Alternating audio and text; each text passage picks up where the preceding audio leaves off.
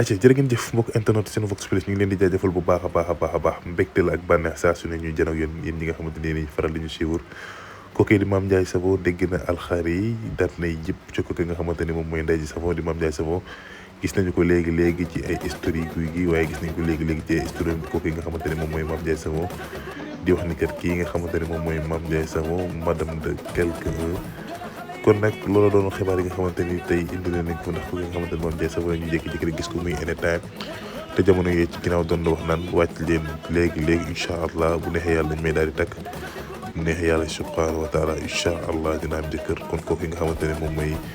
Mame Ndiaye Savon wane que ni instant bi moom dafa am jëkkër ndax gis nañ ko muy def li nga xamante ne moom mooy anytime ca live ba waaye tamit gis nañ ko mu nga xamante ni muy anytime ca photo yooyu nga xamante ni moom la guy gi dugal bu doon affaire yoo xamante ni wax dëgg fa yàlla pet na Sénégalais yi trop ndax nag ñu bëree jàpp ne kii di Mame Ndiaye Savon mariéwul léegi wala sax kii di Mame Ndiaye Savon la mu doon wax ci doon kaf waaye dafa mel ni dafa dëgg li nga xamante ni moom mooy boppam wan ki ni instant bi nii nag wax dëgg fa yàlla jot na sëkk mu dem sëy waaye nag jot na sëkk mu dem mariéwu ak ki nga xamante ni moom la bëgg li ci polémique bëri nag ñu bëri ñi ngi jàpp ni fu moo ko takk waaye nag xamaguñu duñu ci won ni incha allah dina leen ko indi fii ci Cinevox Plus comme ça su ni ñu koy faral di defee wéy leen nag di abonné ak nag di topp seen bi nga xamante ni moom mooy Cinevox Plus comme d'habitude saa su ne mu doon seen boo xamante ni mooy di bëgg di leen jox information yi leer yi te wóor Mame Ndiaye Savon madame quelqu'un kon nag gars yi mu ngi noonu comme ni ngeen ko daal di gisee rek ci vidéo yi ak photo yi Mame Ndiaye Savon moom ma ngay wane que ni instant bi nii wax dëgg fa yàlla ma ngay dund bànneexam te loolu nag ma koy xamle ci ay sinawam ak ay compte TikTok am compte TikTok ki nga xamante ni moom mooy guy gi parce que moom la ñuy gis mu daal koy partagé gars yi loolu moom fi jotoon ruus ci information yi di leen jox nag di dajabee yoon incha allah ak yeneen di jàngat fii ci Cinevox Plus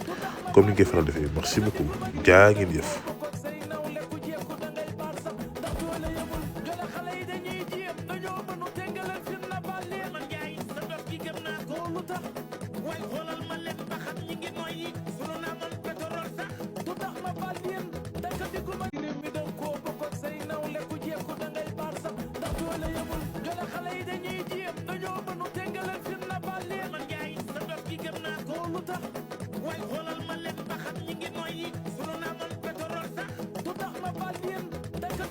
asalaamaaleykum wa rahmatullahi taala wa barakaatuhu maa ngi leen di jox dig daje soo leen ndogoo ba noppi ngeen toggee ñëpp xaar ma ci Cinevox Plus incha allah rabbi dina am ay waxtaan yu am solo yoo xam ne daf leen di bëggloo yàlla ndax man dama bëgg ngeen bëgg yàlla mos leen yàlla dàq lépp yàlla dafa neex yàlla dàq lépp yàlla dàq lekk yàlla dàq naan yàlla dàq plaisir bu mu mën a doon ci àdduna sunu borom a ko dàq dama bëgg ngeen mos yàlla. te incha allah rabbi bu ngeen dogee ba noppi dem ci Cinevox Plus incha allah rabbi da ngeen mos yàlla di ngeen xam bànneex bi nekk ci sunu borom subhanahu wa taala jaa ngeen def kenn bu noonu